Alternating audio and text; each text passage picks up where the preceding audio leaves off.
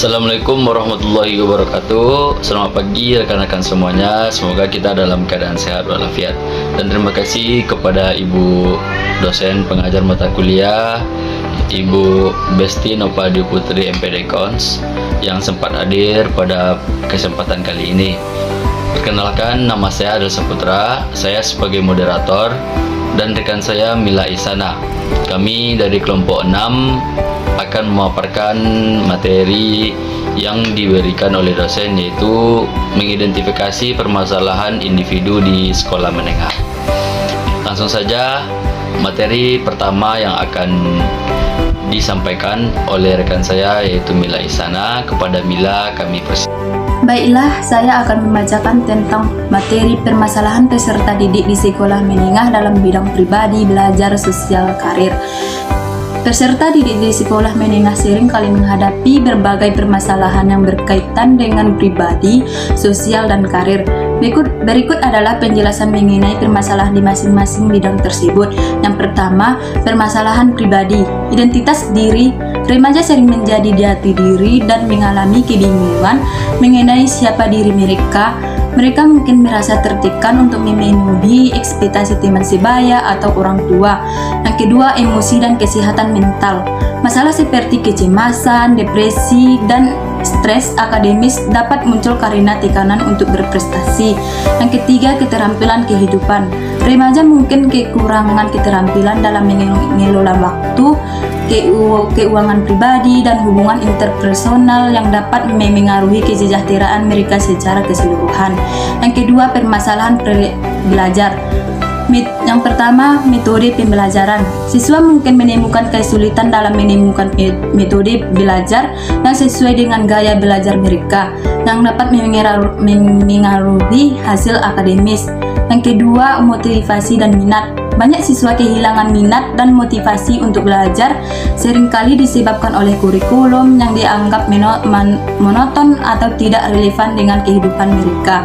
Yang ketiga, dukungan akademis. Siswa yang berjuang dengan materi pelajaran tertentu mungkin tidak memiliki cukup dukungan dari guru atau sumber daya tambahan untuk membantu mereka, sehingga menghambat perkembangan akademis mereka.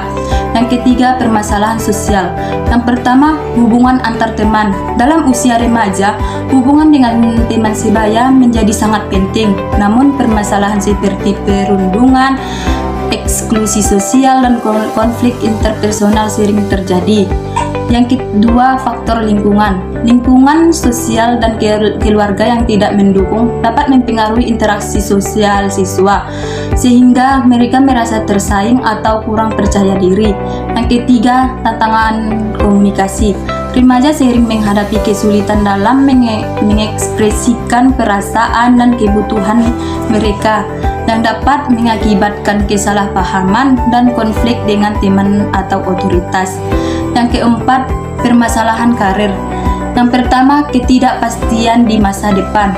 Banyak siswa merasa cemas tentang masa depan dan pilihan karir yang harus mereka ambil, terutama dengan banyaknya pilihan yang tersedia. Yang kedua, ketidaksiapan untuk dunia kerja. Siswa seringkali merasa kurang siap untuk memasuki dunia kerja akibat minimnya pengalaman praktis atau keterampilan yang relevan. Terima kasih Mila Isana. Selanjutnya materi kedua yang akan saya bacakan sendiri, yaitu tentang instrumen pengungkapan permasalahan peserta didik di sekolah menengah dapat dilakukan melalui dua jenis asesmen utama, yaitu yang pertama, asesmen test. Ini adalah metode yang melibatkan pengukuran kemampuan atau pengetahuan peserta didik melalui berbagai bentuk tes seperti tes tertulis, ujian praktik, atau kuis. Tes ini dapat memberikan informasi kuantitatif mengenai prestasi akademik dan pemahaman materi pembelajaran.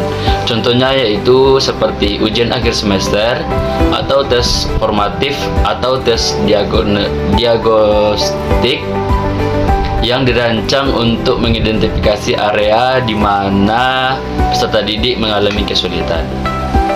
Yang kedua, asesmen non-test. Ini adalah metode pengukuran yang tidak berkaitan dengan tes formal. Asesmen non-tes dapat meliputi observasi, wawancara, kuesioner, dan penilaian berbasis portofolio. Metode ini lebih fokus pada aspek kualitatif seperti sikap, perilaku, dan keterampilan sosial.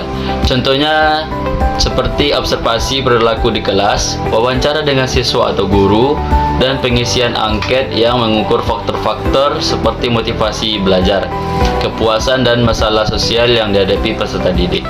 Kedua jenis asesmen ini saling melengkapi dan dapat digunakan secara bersamaan untuk mendapatkan gambaran yang lebih komprehensif mengenai permasalahan yang dihadapi oleh peserta didik. Baiklah, saya akan membacakan tentang materi analisis dan tindak lanjut pemanfaatan hasil analisis instrumen dalam pelayanan konseling.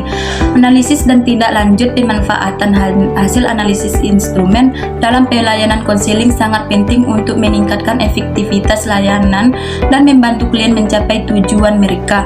Berikut adalah beberapa langkah serta penyusunan analisis dan tindak lanjut tersebut.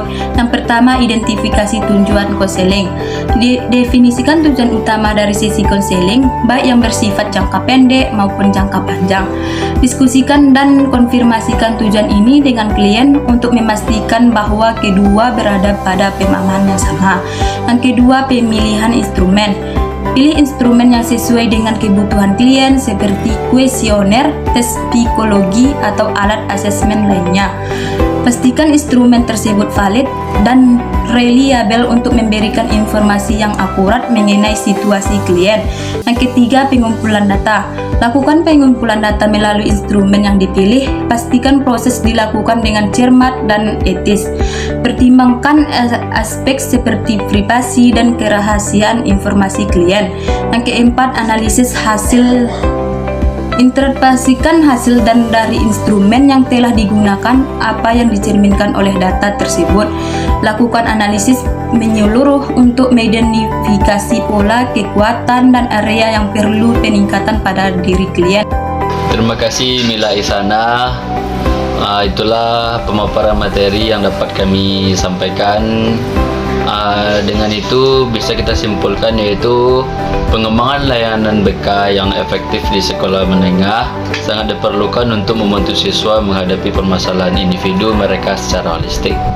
Mungkin hanya itu yang dapat kami paparkan, lebih dan kurang kami mohon maaf. Kebenaran hanya datang dari Allah dan kesalahan datang dari kebodohan saya sendiri. Lebih dan kurang kami mohon maaf. Assalamualaikum warahmatullahi wabarakatuh.